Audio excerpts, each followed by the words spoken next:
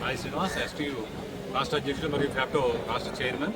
ఈరోజు రాష్ట్ర వ్యాప్తంగా అన్ని కలెక్టరేట్ల ముందు కూడా ఫ్యాప్టో ఆధ్వర్యంలో ధర్నా కార్యక్రమానికి పిలుపునివ్వడం, అందులో భాగంగా ఈరోజు పశ్చిమ గోదావరి జిల్లా కలెక్టరేట్ ముందు ఈ ధర్నా కార్యక్రమాన్ని నిర్వహిస్తూ ఉన్నాం.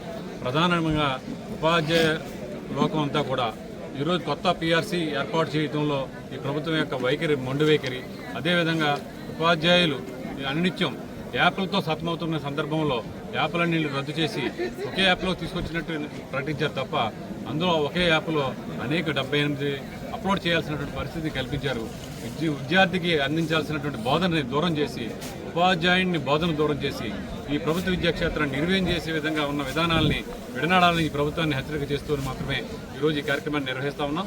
ప్రధానంగా చూసినటువంటి డిమాండ్లు చూసినట్లయితే MUO1 పోస్టులు అనేవి కూడా చాలా ఖాళీగా ఉన్నాయి. వాటి భర్తీ విషయంలో 73 జీవోని ఇంప్లిమెంట్ చేయకుండా ఉమ్మడి సర్వీస్ రూల్స్ని పక్కన పెట్టి కేవలం ప్రభుత్వ ఉపాధ్యాయుల్ని స్కూల్ అసిస్టెంట్ని FESCలుగా నియమించడాన్ని మేము వ్యతిరేకిస్తూ ఉన్నాం.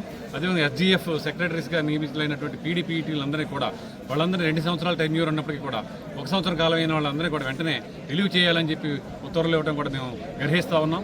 ఈ విధంగా విద్యా వ్యతిరేక కార్యక్రమాలు, అలాగే 11వ PRC బకాయిలు, సరెండర్ లీవ్ బకాయిలు ఇవన్నీ కూడా పేరుకుపోయి ఉన్నాయి. వేల కోట్ల రూపాయలు వీటిని చెల్లించడంలో కేవలం ఈ ప్రభుత్వం వచ్చిన తర్వాత 7,200 కోట్ల రూపాయలు మాత్రమే చెల్లించింది. ఇప్పటికీ ఇంకా 25,000 కోట్ల రూపాయలు బకాయిలు ఉన్నాయి. వాటిని చెల్లించాలని కూడా ఫ్యాప్టోగా మేము డిమాండ్ చేస్తూ ఉన్నాం.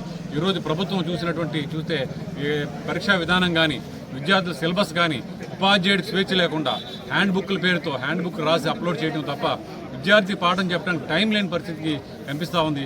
ఈరోజు మేము రాష్ట్ర అధికారులని అడుగుతా ఉన్నాం.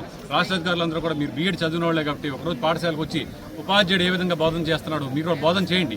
బోధన చేసి ఉపాధ్యాయుడికి బోధన చేసే టైం ఉందా లేదా యాప్లో అప్లోడ్ చేసే టైం ఉందా అని గ్రహించి ఉపాధ్యాయుని కేవలం బోధనకు మాత్రమే పరిమితం చేసే విధంగా ఉండాలని, లేకపోతే ఈ ఉద్యమాన్ని తీవ్రతరం చేసి రేపు 12వ తేదీన రాష్ట్ర వ్యాప్తంగా కూడా విజయవాడలో ధర్నా కార్యక్రమానికి పిలుపునిస్తామని చెప్పి సందర్భంగా హెచ్చరిస్తా ఉన్నాం.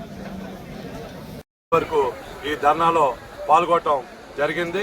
ఈ ధర్నాలో ముఖ్యంగా మనకి 12వ PRC కమిషన్ నియమించాలని, పెండింగ్ లో ఉన్న 4 DAలను ఇవ్వాలని, అలాగే ఎర్న్ లీవ్ బకాయిలను, అలాగే ప్రభుత్వం ఇచ్చే బకాయిలన్నింటినీ కూడా ఇవ్వాలని, అలాగే ఉపాధ్యాయుల్ని బోధరేతన పనులనిచ్చి తప్పించాలని, ఉపాధ్యాయుడు తరగతి గది వరకే పరిమితం చేయాలని, అలాగే ఉపాధ్యాయులను ఏ రకంగానూ కూడా ప్రభుత్వం స్ట్రెస్ చేయకుండా ఉపాధ్యాయులు బోధనకే పరిమితం చేయాలనే ఉద్దేశంతో ఈవేళ ధర్నా కార్యక్రమం నిర్వహించాం. ఈ ధర్నా కార్యక్రమంలో అన్ని ఉపాధ్యాయ సంఘాలు, అన్ని ఉపాధ్యాయులు అందరూ కూడా పాల్గొనడం జరిగింది. అలాగే ప్రభుత్వం PRC కమిషన్ వేయకపోయినా, పెండింగ్ లో ఉన్న DAలను ఇవ్వకపోయినా ఈ కార్యక్రమాన్ని ఇంకా ఉధృతం చేసి రేపు 12వ తారీఖున విజయవాడ దిగ్బంధ కార్యక్రమం కూడా విజయవంతం చేసి ఇవన్నీ కూడా సాధించే వరకు కూడా మా పోరాటం ఇలాగే కొనసాగుతుందని ఫ్యాప్టో తరఫున తెలియజేస్తున్నాం.